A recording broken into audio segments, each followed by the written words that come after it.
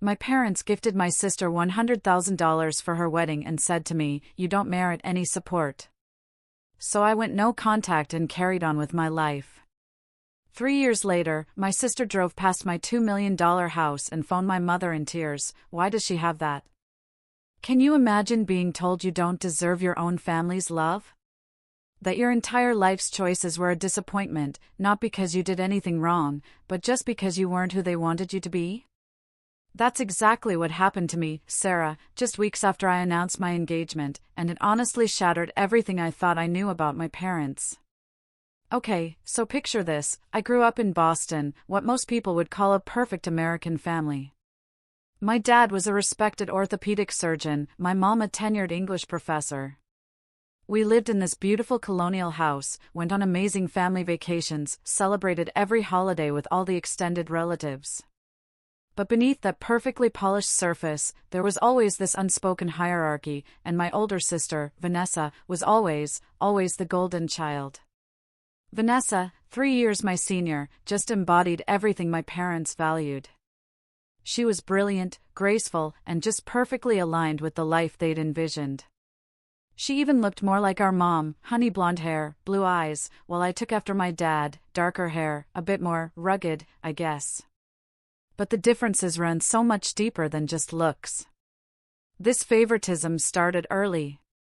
When it was time for high school, Vanessa got into Phillips Academy, this elite private school that cost something crazy like $30,000 a year. My parents didn't even blink, they spared no expense, believing it would set her up for life. But then 2 years later, when it was my turn, suddenly, tuition was too expensive. My mom explained, "We need to be practical about finances, Sarah. Besides, you've always been more independent than your sister." That independence wasn't a personality trait, guys, it was a necessity. While Vanessa got constant guidance, I learned to just figure things out on my own. Then came the cars. Vanessa's 16th birthday, a brand new Honda Civic, with a big red bow on top, sitting in the driveway. My parents took endless photos, celebrated with a special dinner. "You've proven yourself responsible," my dad told her, handing over the keys. "We're so proud of you." My 16th? No car. Instead, they suggested I get a part-time job if I wanted to save up. So I did. Weekends, summers, I worked at a local coffee shop, eventually scraping together enough for a 10-year-old Toyota. "Questionable brakes, no AC, this will teach you the value of hard work," Dad said, as if it had been the plan all along. The pattern just kept going. After graduation, Vanessa got a trip to Europe as a reward for her academic achievements. Me? I was told college was expensive enough without extra travel. She went to Northwestern, parents covering everything, tuition, a comfortable off-campus apartment, a generous monthly allowance. When my college applications came around, the conversation shifted dramatically. "We've already spent so much on education," my mother explained. "Student loans will teach you fiscal responsibility. Everyone has debt these days." I managed to get a partial scholarship to Boston University, but I still had to take out substantial loans. I worked 20 hours a week at the campus bookstore, all while maintaining a full course load. And my major? Unlike Vanessa, who studied business administration just like my father wanted, I pursued marketing. Against their advice. They felt it was less prestigious than law or medicine, the careers they'd hoped I'd choose. "Marketing is for people who couldn't get into better programs," my father once sneered at a holiday dinner, not even bothering to lower his voice. Despite the constant comparisons and disappointments, I actually excelled. Dean's List every semester, competitive internships, and during those brutal summers, I built a network of amazing friends who became like family. And then, my junior year, I met John. John was studying computer engineering, working in the university IT department to pay for school. Like me, he'd been raised with the expectation of self-sufficiency. His parents were schoolteachers who made it clear they loved him, but couldn't afford to finance his education or lifestyle. Instead of feeling entitled, he'd embraced the challenge with this incredible determination. We connected instantly over our shared experiences, our shared values. While Vanessa and I had grown distant, John and I grew closer through every challenge. We studied together until closing time, shared cheap meals, dreamed about building something meaningful together. After graduation, I landed a position at a digital marketing agency. John joined a software development firm. We moved in together to save rent, budgeted carefully, and gradually paid down our student loans. While Vanessa moved back home for a year after college, enjoying free housing while job searching at her leisure, John and I just kept pushing forward. 3 years later, John proposed on a weekend hike through the White Mountains. No elaborate setup, no expensive ring. Just this genuine, heartfelt moment between two people who had built a foundation of mutual respect and love. The ring was his grandmother's, a simple gold band with a small diamond that meant more to me than any extravagant jewelry ever could. "We don't need anything fancy," I told John as we started planning. "Just something small and meaningful, with the people who really care about us." We set a budget of $10,000, which represented months of careful saving. We planned a ceremony in a local park, a reception at our favorite neighborhood restaurant. No elaborate florals, no designer dresses. Just a sincere celebration. That was our plan. Until Vanessa announced her engagement to Gregory, the son of one of my father's partners at the hospital. Gregory had never worked a day in his life, living off a trust fund and family connections. But he came from the right background, the right pedigree, and my parents were absolutely ecstatic. Little did I know, this announcement would set in motion a chain of events that would change my relationship with my family forever. The evening Vanessa called to announce her engagement, my parents threw an impromptu celebration. Expensive catering, champagne they'd been saving for years, close family friends invited with just a few hours' notice. I got the invitation via text, almost as an afterthought: "Your sister is engaged. Dinner at 7. Try to be on time." John and I arrived promptly, the house already buzzing. Everyone was congratulating Vanessa, admiring her enormous diamond ring. Gregory charmed everyone with stories about his proposal at a 5-star resort in the Maldives. My mother fluttered around them like a delighted butterfly, while my father kept clapping Gregory on the shoulder, like he was a long-lost son. "We're so thrilled to welcome Gregory to the family," my mother announced during dinner. "And of course, we want to give them the wedding they deserve." My father raised his glass. "Which is why your mother and I have decided to give Vanessa and Gregory $100,000 toward their wedding expenses." Gasps of approval echoed around the table. Vanessa shrieked with delight, hugging our parents. I felt John tense beside me, but I squeezed his hand under the table. I was genuinely happy for my sister, even as I couldn't help but notice the stark contrast to our own modest plans. Later that evening, as guests were leaving, Vanessa pulled me aside to show me her wedding Pinterest board. "I'm thinking about a destination wedding in Napa Valley," she gushed. 200 guests minimum, a designer gown, a live band. "Oh, and you'll be one of my bridesmaids, of course." Not maid of honor, though. That was going to be Olivia, her college roommate, someone she'd known for less than 5 years. I smiled and nodded, pushing down the slight sting of being relegated to secondary status, even in her bridal party. "That sounds beautiful, Vanessa. John and I are planning something small, but we're really excited, too." "Oh," she said, her enthusiasm dimming slightly. "When are you thinking about having it?" "In about 6 months, at Riverside Park. Just close friends and family." 6 months? That's so soon. And outdoors? What if it rains? She looked genuinely confused, as if she couldn't comprehend choosing something so simple. "We want to keep it intimate and meaningful," I explained. "And we're working with what we can afford." Vanessa glanced toward our parents, who were chatting with Gregory. "Well, I'm sure Mom and Dad will help you too," she said, though her tone suggested she was less than certain. That conversation planted a seed of hope. Maybe, just maybe, my parents would offer some assistance with our wedding, too. Not the extravagant sum they'd given Vanessa, but something, anything, to indicate they valued my happiness equally. With this hope in mind, John and I decided to speak with them directly the following weekend. I called my mother and asked if we could come over for dinner to discuss our wedding plans.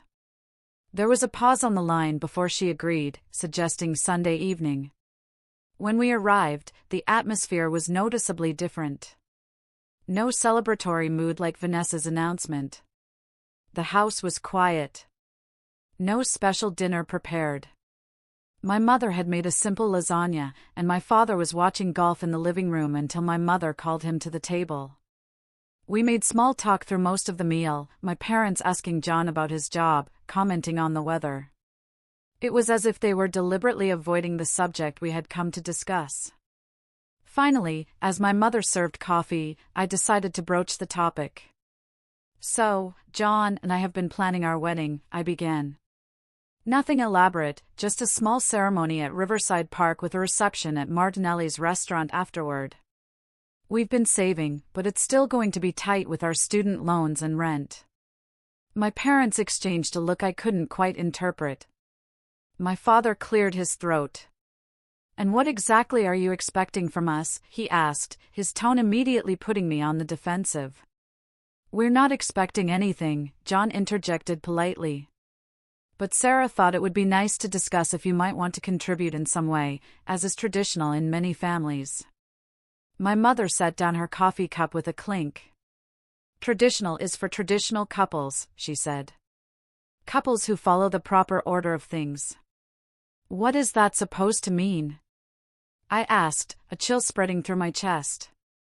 My father leaned forward, folding his hands on the table.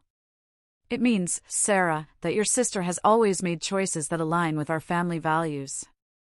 She attended the right schools, pursued a respectable career path, and is marrying into a family that will enhance her social standing and security. While you," my mother continued, "have consistently chosen to do things your own way. You rejected our advice about college. You picked a career in advertising, of all things, and now you are planning to marry." She trailed off, glancing at John as if he were a piece of furniture she didn't quite know where to place. "A software engineer," John filled in, his voice steady despite the obvious insult. "Someone we barely know," my father corrected. "Someone from a background that frankly doesn't match our family's social circle." I felt as if I had been slapped. John is brilliant, kind, and hardworking. His parents are educators. What exactly is wrong with his background? "There's nothing wrong with being a school teacher," my mother said in a tone that suggested quite the opposite. "But Vanessa is making a match that will secure her future. Gregory's family has connections, resources, a standing in the community." "So this is about money?" I asked, incredulous. "It is about choices," my father said firmly. "And the simple fact is, Sarah, that you do not deserve the same help Vanessa does. You have not earned it." The words hit me like physical blows. Asterisk, you do not deserve. You have not earned it, asterisk, what would I have needed to do to deserve your support? I asked, my voice barely above a whisper. Marry someone rich? Study what you wanted me to study? Be someone other than who I am? My mother sighed, as if I were being deliberately difficult. This attitude is exactly what we're talking about. Vanessa understands family obligation. She visits regularly, attends functions with us, maintains the right social connections. What have you done besides pursue your own interests without any regard for how it works? We've worked hard, I said, biting back tears. We've paid our own way, built careers we're proud of, found happiness together. I thought that would matter to you. What matters, my father said coldly, is that we are giving Vanessa $100,000 for her wedding because she deserves it. We will attend your wedding as guests, but do not expect financial support. You have made your independent choices. Now live with them. John reached for my hand under the table, his touch grounding me as the room seemed to spin. I think we should go, he said quietly. As we stood to leave, my mother added a final, crushing blow. Vanessa has always done everything right. I'm sorry to say it, Sarah, but you have been nothing but a disappointment. The drive home passed in a blur of tears and disbelief. The parents who should have loved me unconditionally had just confirmed what I had suspected for years. In their eyes, I would never measure up to my sister. Not because of any moral failing or lack of achievement, but simply because I had chosen to be authentically myself rather than the daughter they had wanted me to be. That night, as John held me while I cried, I made a decision that would alter the course of my life. If my family couldn't accept me as I was, perhaps it was time to redefine what family meant to me. The morning after that devastating dinner, I woke up with swollen eyes and an ache in my chest that felt physical. John had already made coffee and was sitting at our small kitchen table, researching budget wedding venues on his laptop. Maybe we could cut the guest list even further, he suggested as I joined him. Or push the date back a few months to save more. I shook my head, still processing everything. I can't believe they actually said those things to me, to us. John reached across the table to take my hand. Their loss, he said simply. We're going to build an amazing life together, with or without their blessing. His quiet confidence steadied me, but I still felt this need to talk to the one person who might understand the complexity of my relationship with our parents. I decided to call Vanessa, clinging to some desperate hope that sisterly solidarity might transcend our differences. I waited until later that afternoon, when I knew she'd be on her lunch break. Sarah, this is a surprise. Is everything okay? Her tone was pleasant but distracted. Not really, I admitted. I had dinner with Mom and Dad last night to discuss our wedding plans, and it didn't go well. Oh, she said, suddenly sounding uncomfortable. They mentioned you might be asking for money. The casual way she said it stung. Not just the assumption that I had been asking for a handout, but the fact that my parents had already discussed the situation with her. I wasn't asking for money, I clarified. I just thought they might want to contribute something to my wedding, like they are for yours. But they made it very clear that I don't deserve their help. There was a pause. Look, Sarah, I don't want to get in the middle of this, but you have to admit you've always done things your own way. You can't expect the same support when you don't follow the path they laid out. I felt my throat tighten. So you agree with them that I'm undeserving because I made my own choices? Don't be so dramatic, she snapped. It's not about deserving. It's about family expectations. I fulfilled them. You rebelled against them. Actions have consequences. Expectations like what? Marrying someone wealthy? Following a career path I have no interest in? Don't be jealous of me because I chose the right path, Vanessa snapped. Gregory and I share values with Mom and Dad. We participate in family traditions. We maintain the right social connections. We consider how our choices reflect on the family name. What have you ever done except pursue your own agenda? It was eerily similar to what my mother had said. I realized then that Vanessa wasn't going to be my ally in this. She had too much invested in the family dynamic as it stood, with her as the golden child and me as the disappointment. I thought you might understand, I said quietly. Or at least recognize how unfair this is. Life isn't fair, Sarah. Some of us work hard to maintain family harmony while others just do whatever they want and then complain about the consequences. Look, I have to go. Gregory's waiting to take me to look at potential wedding venues. The call ended, and with it, my last hope of finding understanding within my family. In the weeks that followed, I threw myself into work, staying late, taking on extra projects. John worried about me, but he understood my need to focus on something productive rather than just dwelling on the pain. Meanwhile, Vanessa's wedding planning proceeded at full speed. My mother sent group texts with updates about venue selections, floral arrangements, dress fittings. Each message was like salt in a wound, but I responded with brief, polite enthusiasm. Then I received a formal bridesmaid invitation in the mail, complete with a list of expectations: attendance at 5 pre-wedding events, purchase of a specific dress costing nearly $1,000, and a contribution to a luxury bachelorette weekend in Miami. The financial burden alone would have been significant, but it was the emotional toll I couldn't bear. After careful consideration, I called Vanessa to decline the bridesmaid role, offering instead to attend as a regular guest. Her reaction was immediate and furious. "This is so typical of you, Sarah. Always thinking of yourself instead of supporting your family. Everyone is going to ask why my own sister isn't in my wedding party."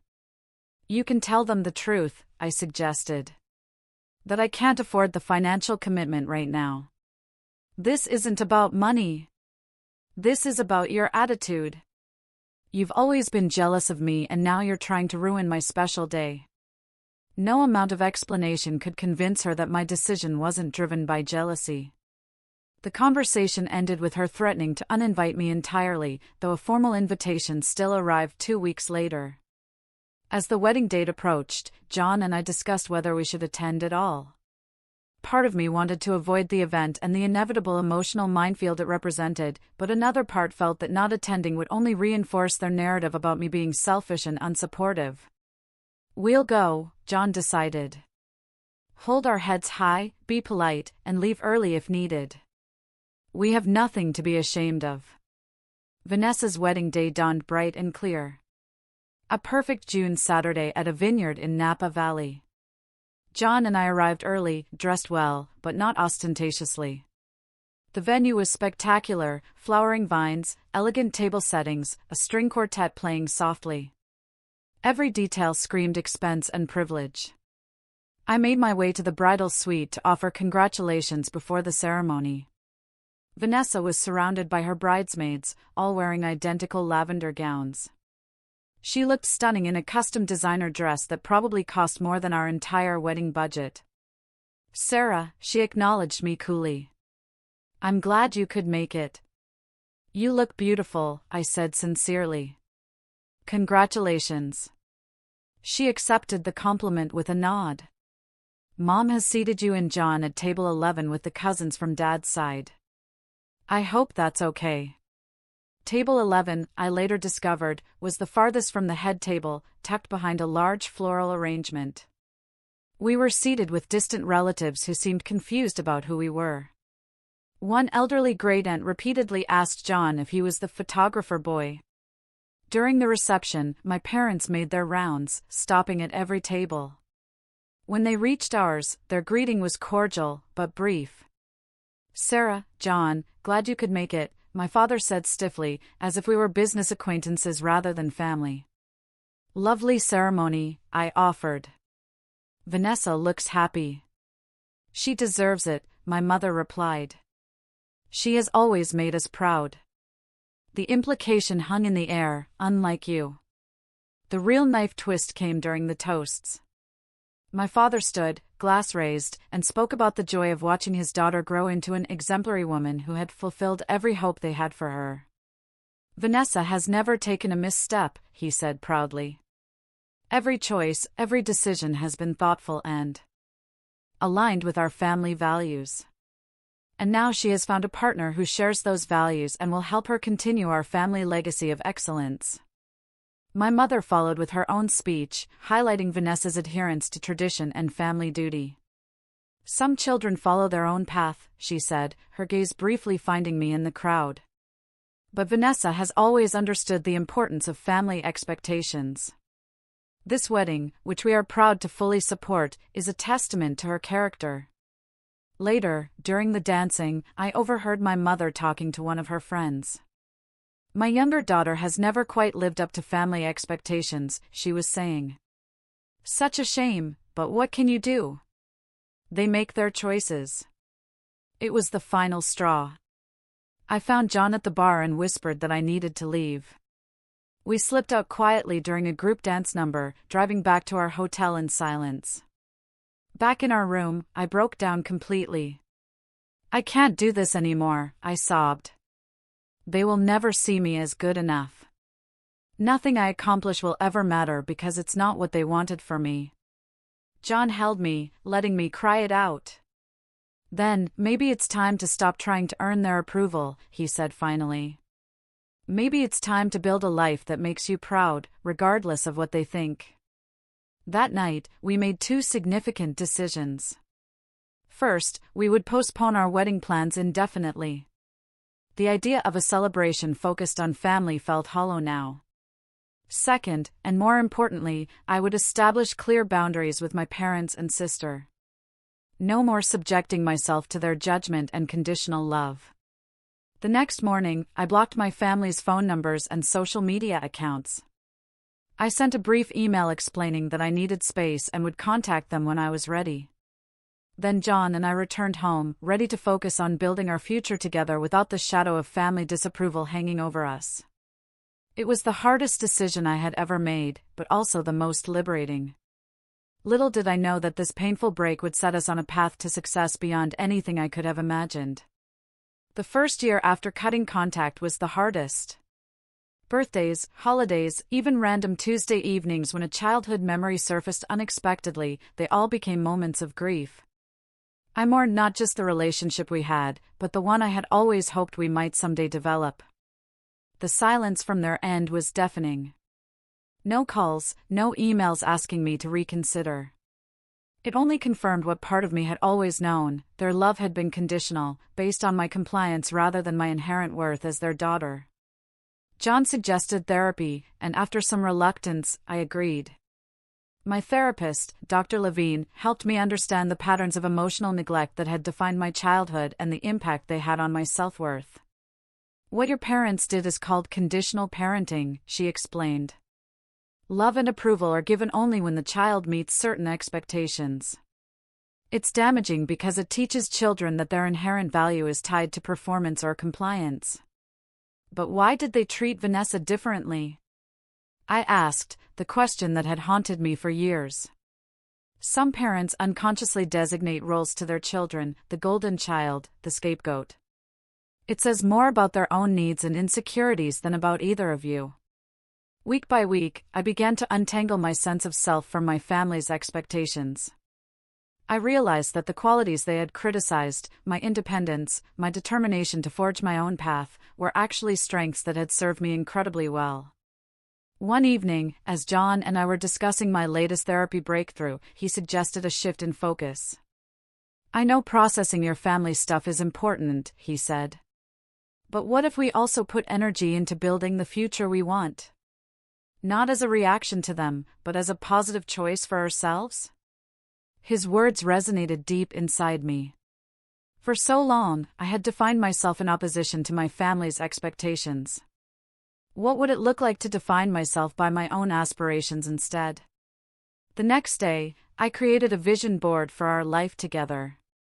Not the superficial kind with luxury cars and vacation homes, but one focused on meaningful goals: financial independence, work that made a difference, a home that felt safe and welcoming, relationships based on mutual respect and genuine care. John and I both threw ourselves into our careers with renewed focus. I'd been at my marketing agency for 3 years and had built a reputation for innovative digital campaigns. When a major client specifically requested me for their rebranding project, my boss gave me the lead and a small team to manage. The project was challenging, high-profile, requiring long hours and creative problem-solving, but the results exceeded expectations, earning praise from the client and industry recognition. 6 months later, I was promoted to associate director with a substantial salary increase. John's trajectory was similarly upward. His coding skills and problem-solving abilities caught the attention of senior management, and he was tapped to lead the development of a new software platform. The promotion came with stock options and a salary that nearly doubled his previous earnings. One night, over a celebratory dinner for his promotion, John raised an idea that would change everything. "What if we started our own company?" he asked. "Combining my technical skills with your marketing expertise, there's a gap in the market for agencies that truly understand both sides." The idea took root immediately. We spent evenings and weekends developing a business plan, researching the market, identifying potential clients. 6 months later, Digital Nexus was born, operating initially from our apartment living room. The early days were challenging. We invested most of our savings into professional branding, a sleek website, and essential software. We worked 16-hour days, John handling the technical development, me focusing on client acquisition and marketing strategy. Our first client was a small local business owner I'd met at a networking event. She took a chance on us despite our limited portfolio. Impressed by our personalized approach and enthusiasm, the project was a success, leading to referrals and gradually, a growing client base. For months in, we landed our first major client, a regional restaurant chain needing a complete digital overhaul. The project was complex, high stakes, requiring us to hire 2 freelancers to help. The pressure was immense, both our reputation and financial stability hung in the balance. The night before the client presentation, we worked until 3 a.m., fine-tuning every aspect.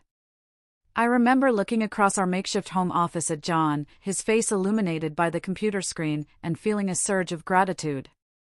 While my biological family had dismissed our potential, we were building something meaningful together. The presentation was a triumph. The client not only approved our work but referred us to several business partners.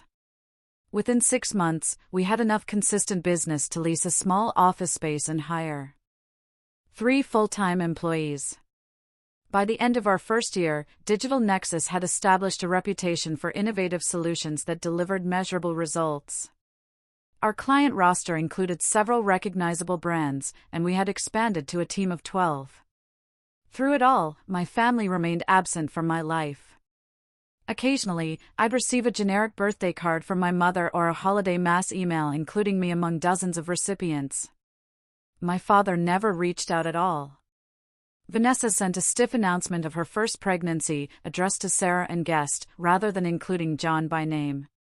These small reminders still hurt, but the pain was dulled by the joy and fulfillment I found in the life John and I were creating together. We had formed close friendships with several couples who shared our values and interests. We had mentors in the business community who provided guidance and support. We had built a chosen family that celebrated our successes and stood by us through challenges. On our 3rd anniversary, John suggested we revisit the idea of getting married. Not a big production, he clarified, just something intimate, with the people who have actually been there for us. 2 months later, we exchanged vows in the garden of our favorite restaurant, surrounded by 20 friends who had become family to us. My colleague Sophia stood as my maid of honor, while John's best friend from college served as his best man. There were no elaborate floral arrangements or designer attire, just sincere vows and genuine celebration. The total cost came to just under $8,000, a fraction of what Vanessa's wedding had cost. But as we danced under string lights with people who truly cared about us, I knew our celebration held something money could not buy: authenticity. I did not invite my parents or Vanessa. The decision brought some sadness, but also a profound sense of protection for this new chapter of our lives. Our wedding would not be tainted by their judgment or conditional approval. The months following our wedding brought unexpected developments for Digital Nexus. A case study we published about one of our successful campaigns went viral in industry circles, bringing attention from larger potential clients and investors. Suddenly, we were fielding calls from venture capitalists interested in funding our expansion. After careful consideration and extensive negotiation, we accepted an investment that allowed us to scale significantly while maintaining control of the company's direction. We moved to larger offices, expanded our team to 30 people, and developed proprietary software that streamlined our processes and enhanced our service offerings. 18 months after accepting the investment, we were approached by a major tech company interested in acquiring Digital Nexus. The initial offer was substantial, but John and I were hesitant to give up the company we had built from scratch. After several rounds of negotiation, we reached an agreement that exceeded our wildest expectations: $20 million, with both of us retained as consultants for 2 years with considerable compensation packages. The night the papers were signed, John and I sat on the floor of our apartment, a bottle of champagne between us, slightly dazed by the magnitude of what had just happened. "We did it," John whispered, his voice catching. "We really did it." I thought about the journey from that painful dinner with my parents to this moment of extraordinary success. Every dismissal, every judgment, every time they had told me I wasn't good enough had ultimately pushed me to prove, not to them, but to myself, that I could create a life of meaning and achievement on my own terms. I want to buy a house, I said suddenly, a real home. Somewhere we can put down roots. John smiled. I was thinking the same thing. Let's start looking tomorrow. Little did I know that our new home would become the catalyst for an unexpected confrontation with the past I had worked so hard to leave behind. With our newfound financial security, John and I began searching for our dream home. We weren't interested in ostentatious displays of wealth, but we did want space, privacy, and a property that reflected our personal aesthetic. After 3 months of looking, we found it, a stunning contemporary home in an exclusive neighborhood, set on 2 acres with mature trees and a view of the city skyline. The house itself was architectural perfection, 4,000 square feet of clean lines and thoughtful design. Floor-to-ceiling windows filled the space with natural light, while high ceilings created an atmosphere of calm spaciousness. The open-concept main floor featured a gourmet kitchen that would make any chef envious, with custom cabinets, quartz countertops, and top-of-the-line appliances. The primary bedroom suite included a sitting area, fireplace, and a bathroom that resembled a luxury spa, complete with a freestanding soaking tub position to enjoy the private garden view. 3 additional bedrooms provided plenty of space for guests or future children, while a separate office suite would allow us to work from home when needed. Outside, the property featured a naturally landscaped garden, a sleek infinity pool that seemed to merge with the horizon, and a covered patio with an outdoor kitchen and fireplace. It was, in every way, the antithesis of the traditional colonial-style home my parents had always valued, with its formal rooms and conventional aesthetics. The asking price was just under $2 million, a sum that would have seemed impossible just a few years earlier. Now, we could purchase it outright, without a mortgage. The day we signed the closing documents and received the keys, I felt a sense of achievement that went beyond material acquisition. This home represented freedom, the tangible result of following my own path, despite the disapproval of those who should have supported me most. We took our time furnishing the house, selecting each piece carefully to create a space that felt both luxurious and welcoming. Modern art from local artists adorned the walls, while comfortable seating invited conversation and relaxation. It became not just a showcase, but a true home, one where we hosted dinner parties for friends and colleagues, celebrated holidays, and built our life together. Meanwhile, we launched a new business venture, a software platform designed to help small businesses compete in the digital marketplace. With the experience and connections gained from Digital Nexus, this new company grew even faster than our first. Within 18 months, we had offices in 3 cities and a valuation that exceeded our previous success. As our professional achievements accumulated, I occasionally heard snippets of information about my family through mutual acquaintances. My father had been named in a medical malpractice lawsuit that had damaged his reputation at the hospital. Though the case was eventually settled, the financial impact had been significant, forcing my parents to downsize their home and adjust their lifestyle. Vanessa's marriage to Gregory had also hit rough waters. His family wealth, which had been a primary factor in my parents' approval, turned out to be mostly illusion, maintained through excessive debt and questionable financial practices. When his father's company faced bankruptcy following an SEC investigation, the facade crumbled. Gregory lost his nominal job at the family firm and struggled to find employment without any actual skills or experience. I learned that Vanessa and Gregory had been forced to sell their recently purchased home in the exclusive neighborhood my parents had praised so highly. They moved to a modest townhouse in a middle-class suburb, the kind of place my parents had always subtly disparaged. Vanessa had taken a job at a corporate marketing department, finally putting her business degree to practical use out of necessity rather than choice. These developments didn't bring me joy. Despite everything, I didn't wish hardship on my family.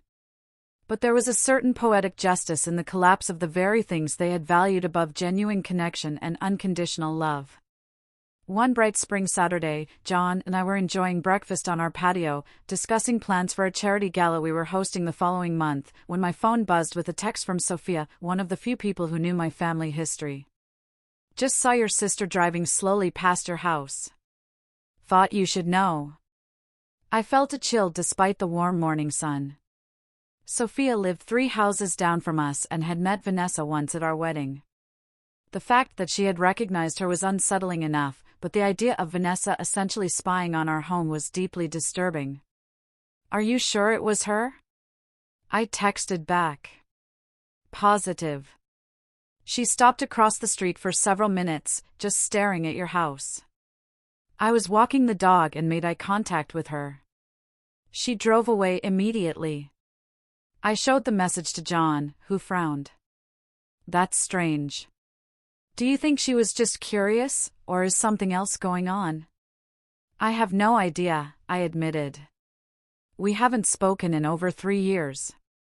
Later that afternoon, my question was answered when my phone rang with a number I hadn't seen in years, my mother. My finger hovered over the decline button, but curiosity won out. "Hello?" I answered cautiously. "Sarah, is that really you?"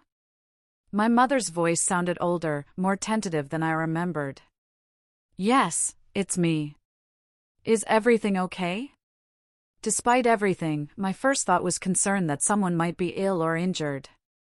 "Yes, well, as okay as can be expected."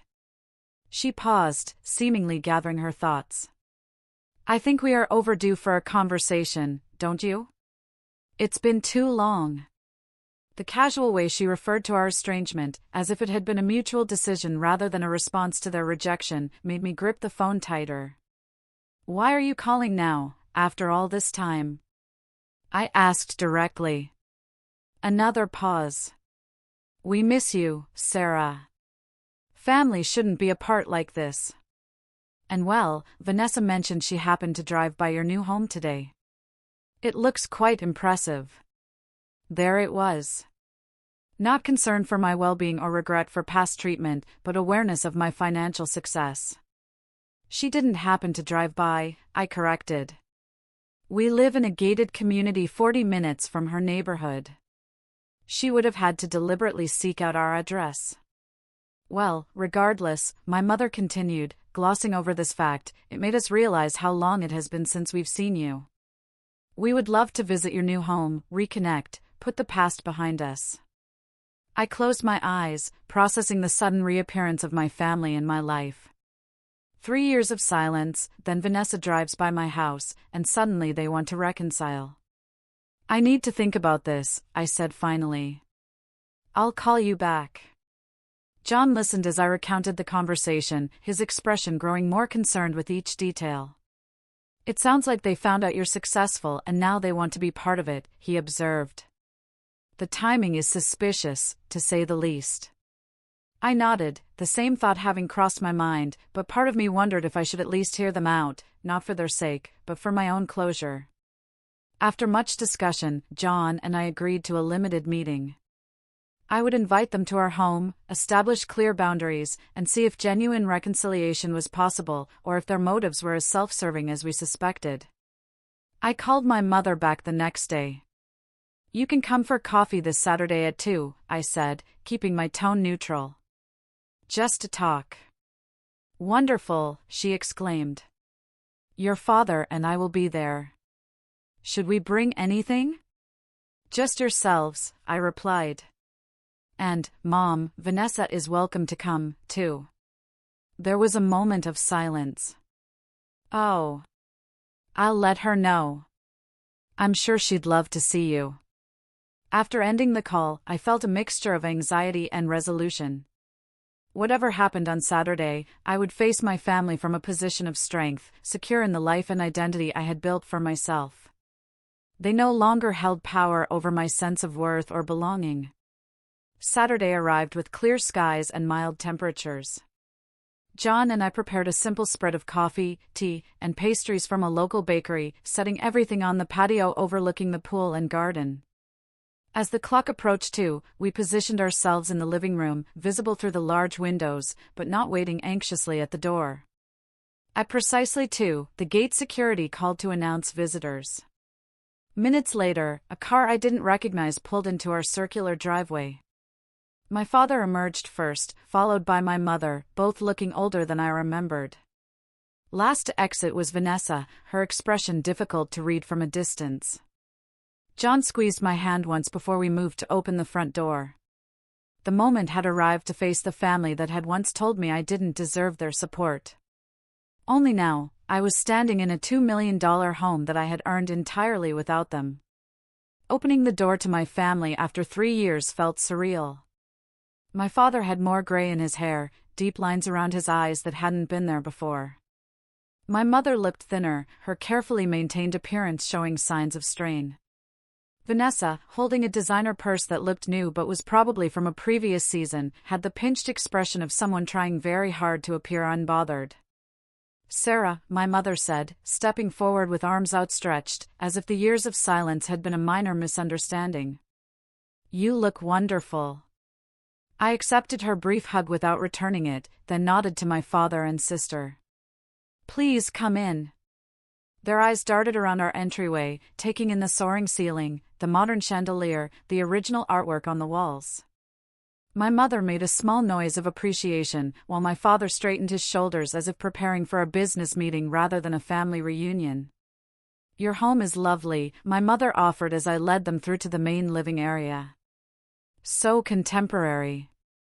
Thank you, John replied, stepping forward to stand beside me. We designed some elements ourselves. My father extended his hand stiffly. John, you're looking well. As are you, sir, John replied with professional courtesy.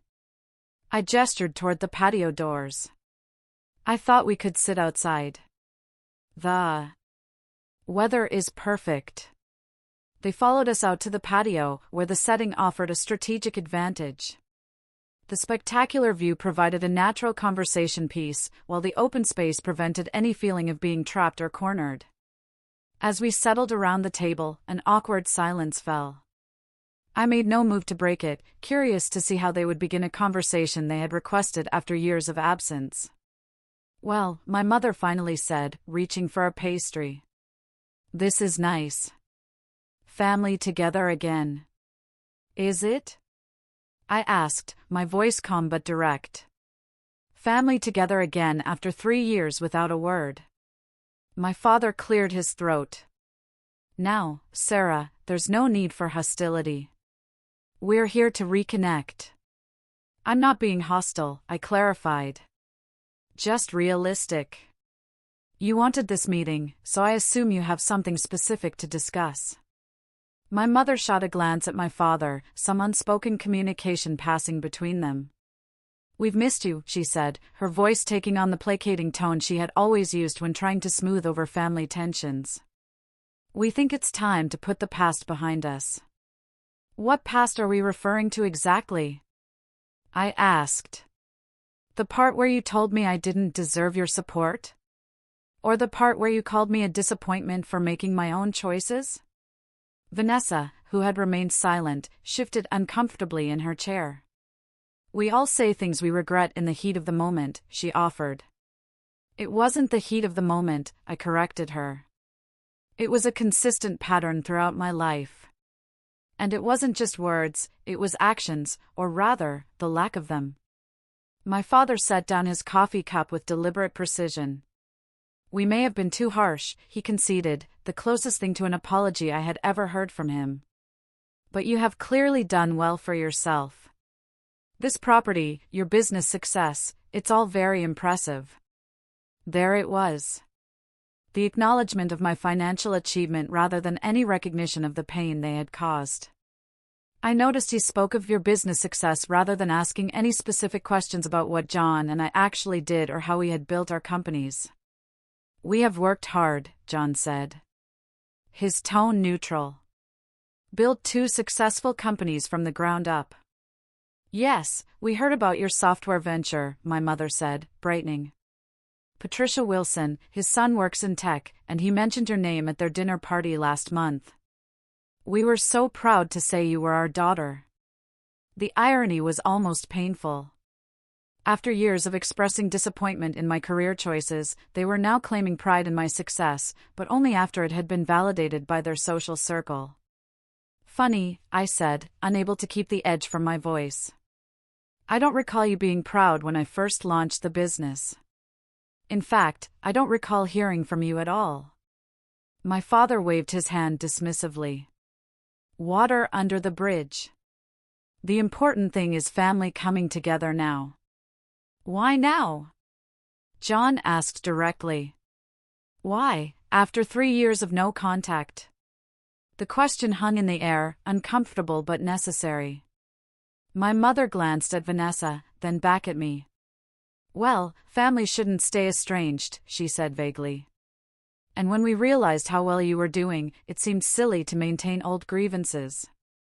When you realized how well we were doing, I repeated, after Vanessa drove by our house. Vanessa flushed slightly. It wasn't like that. I heard through a colleague that you had moved to this neighborhood. I was just curious. Curious enough to look up our address and drive 40 minutes to see it, but not curious enough to call or email in 3 years? The conversation stalled again, the pastries on the table untouched. My father, always the pragmatist, apparently decided to change tactics. The truth is, Sarah, he said, leaning forward slightly, our family has hit a rough patch. I don't know if you heard about the lawsuit. I heard, I said simply. He nodded, seemingly relieved to skip the explanation. The settlement was substantial. Insurance covered some, but not all. We've had to make adjustments. Dad had to take early retirement, Vanessa added, and sell the house. I'm sorry to hear that, I said, and meant it. Despite everything, I took no pleasure in their difficulties. And Gregory's family situation has been challenging as well, my mother continued, glancing sympathetically at Vanessa. The Harringtons are not quite as established as we had believed. Vanessa looked down at her hands. Gregory has been between positions for almost a year now.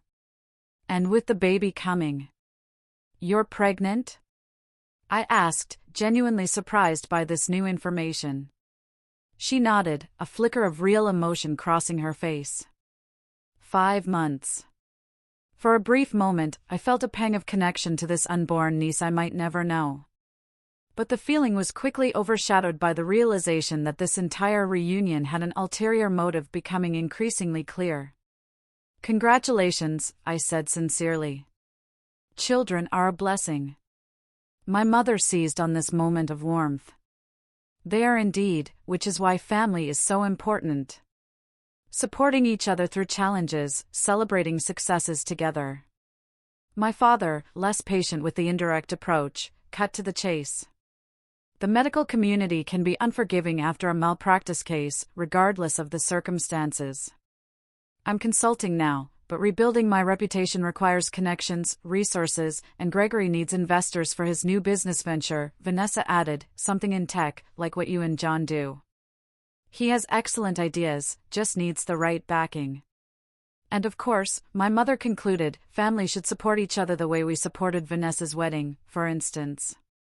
It's just what families do. The audacity was breathtaking. After telling me I didn't deserve their support, after years of silence, they were now sitting in my home, expecting financial assistance. Not because they acknowledged their past behavior or showed genuine remorse, but simply because we shared DNA, and I now had resources they wanted access to. I looked at John, finding in his eyes the steadiness that had been my true support through everything. Then I turned back to my family, feeling strangely calm and clear. I think I understand now why you wanted to reconnect, I said, my voice even. And I appreciate your honesty, even if it took seeing my home to bring it about. My mother smiled, seemingly relieved that the subtext was now text. So you will help. We're thinking a loan to start, perhaps $200,000 to help your father re-establish his consulting practice, and maybe the same for Gregory's venture. Family investing in family. The casual way she named these substantial sums, as if they were insignificant tokens rather than more money than they had ever offered me, confirmed everything I needed to know about this reunion.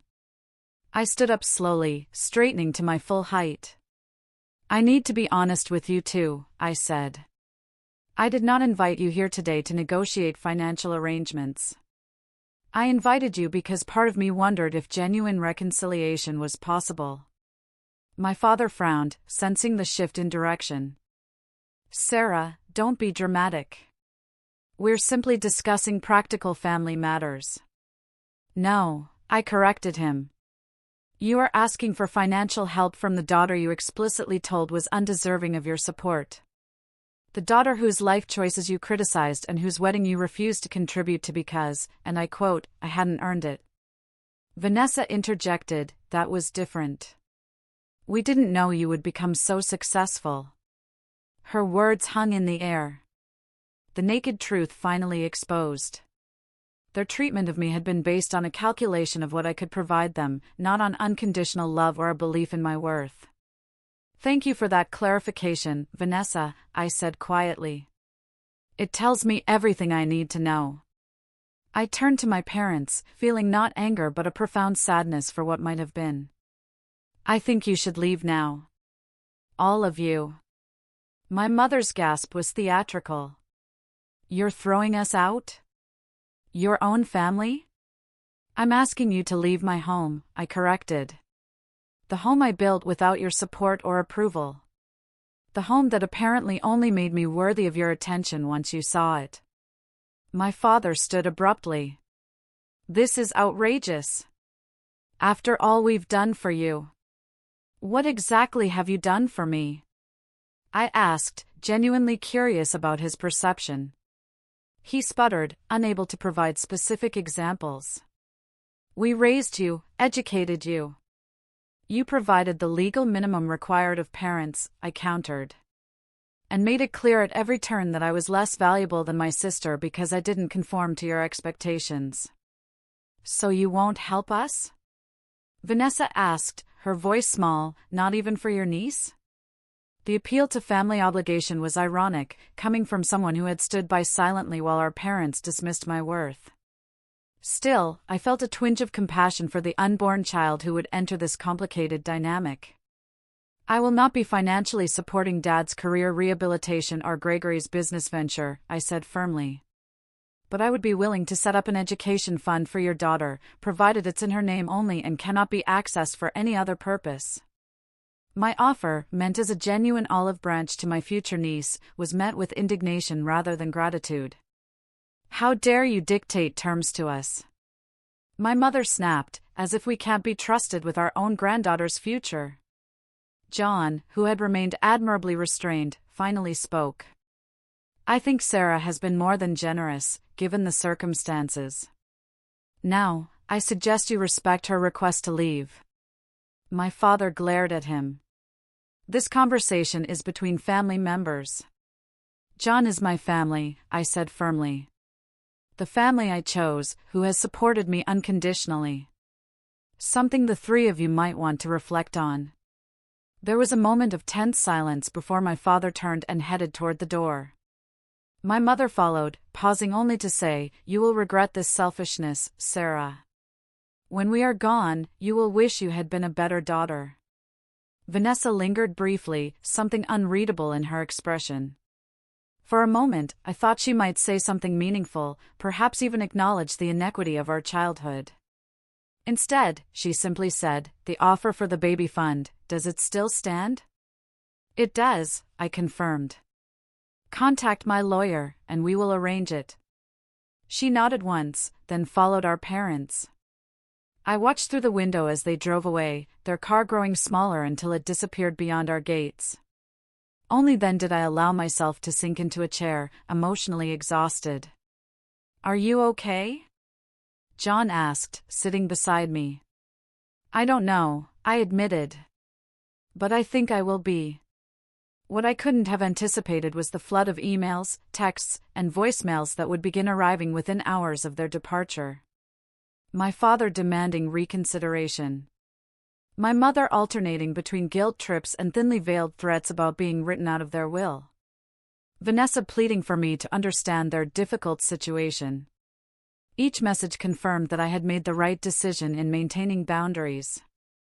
They still saw me not as a person deserving of respect and genuine connection, but as a resource to be accessed when convenient. That night, I decided to send one final message, an email addressed to all three of them, expressing exactly what I had learned from our years apart and our brief reunion. It would be my last communication for a very long time. The days following my family's visit were emotionally turbulent. I fluctuated between certainty that I had done the right thing and waves of grief for the relationships that might have been. John gave me space when I needed it and comfort when I asked, never once suggesting that I had made the wrong choice. "You set a boundary," he reminded me. "That's not rejection. It's self-protection." A week after their visit, I sat at my desk overlooking our garden and composed the email I had been drafting in my mind for days. It would be my final word on the matter, a closing statement rather than an invitation for further dialogue. "Dear Mom, Dad, and Vanessa, I have given our recent reunion considerable thought. I want to be clear that this email is not written in anger, but from a place of clarity that has taken years to achieve. I do not hate any of you. I do not wish you ill. In fact, I hope you find your way through your current challenges, ***. However, I cannot provide the financial assistance you are seeking. This is not about punishing you for past behavior or withholding out of spite.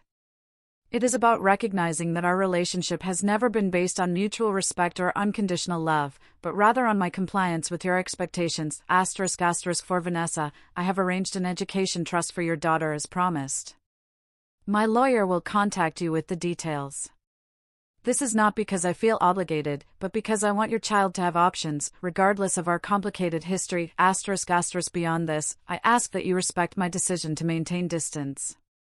The 3 years we spent apart were painful, but also healing.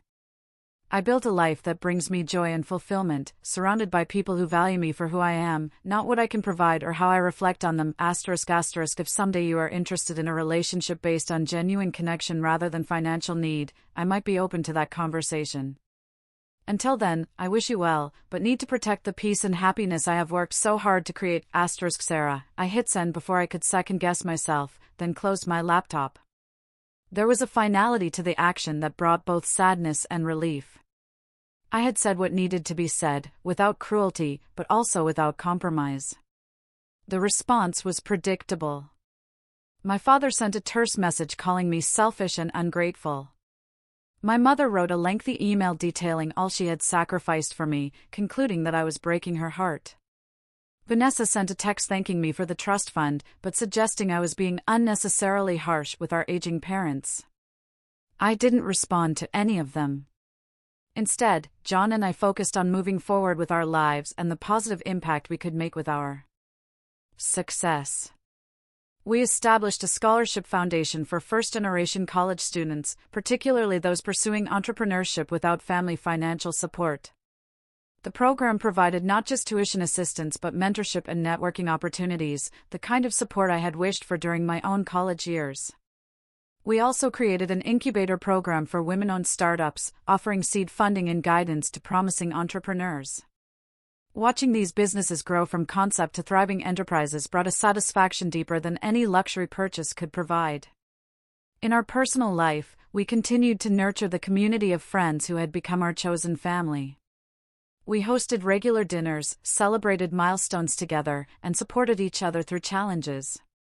These relationships, based on mutual respect and genuine care, showed me what healthy connections truly looked like. 6 months after the confrontation with my family, I discovered I was pregnant. The joy and trepidation of impending parenthood sparked deep reflection on the kind of mother I wanted to be, the family culture I hoped to create. I want our child to know they are loved unconditionally, I told John one night as we discussed nursery colors, that their worth is not tied to achievements or compliance. They will know, John assured me, because we both understand how important that is.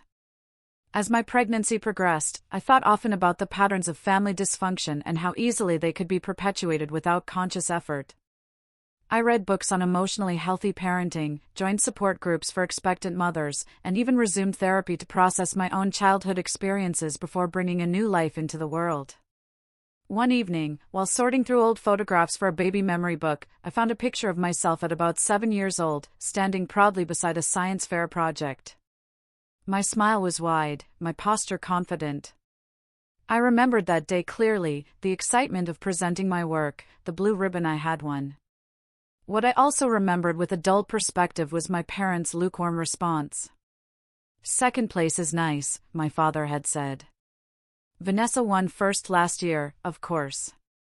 Looking at that hopeful child, I made a silent promise to my unborn baby, *, you will never be compared. Your achievements will be celebrated for their own merit, not measured against someone else's standard. Your worth will never be in question, *. 2 months later, our daughter Emma was born, a healthy 7-pound baby with John's eyes and my determined chin. Holding her in the hospital, I felt a love so pure and unconditional that it highlighted, by contrast, the conditional nature of the love I had received growing up.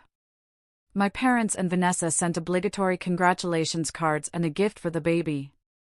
I sent polite thank you notes but did not extend invitations to visit. The boundaries I had established remained important, perhaps even more so now that I was responsible for protecting not just myself, but my child. As Emma grew from infant to toddler, I watched with wonder the person she was becoming, delighting in her uniqueness rather than trying to shape her into a predetermined mold. When she showed interest in anything, whether finger painting or building blocks, we encouraged her curiosity without judgment or expectation. On her 3rd birthday, as we celebrated with the close friends who had become her honorary aunts and uncles, I reflected on the journey that had brought me to this point.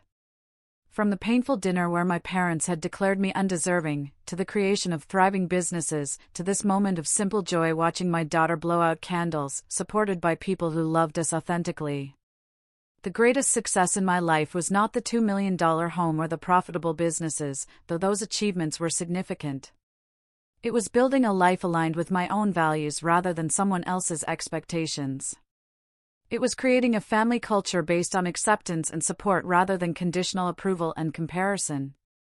Sometimes the greatest gift we can receive is the rejection that forces us to find our own path.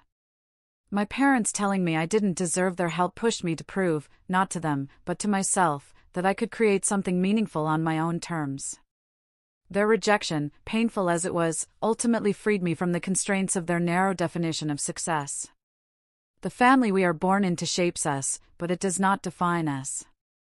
Sometimes we must create our own definition of family, gathering people who see our worth and support our authentic selves. And sometimes, the most loving thing we can do for ourselves is to maintain boundaries with those who cannot or will not offer the respect and acceptance we deserve. I don't know if my relationship with my parents and sister will ever heal. What I do know is that I am no longer waiting for their approval or validation. I am too busy living a life that makes me proud, raising a daughter who will never question her inherent value, and contributing to a world that recognizes worth beyond material success or social standing. I didn't build this life to prove anything to my family, but I have come to understand that sometimes the cruelest rejections open the most beautiful doors. You never know how strong you are until being strong is your only option. So, what about you? Have you ever had to choose between the family you were born into and the life you truly wanted to build? How did you handle that difficult decision? I'd love to hear your thoughts in the comments below.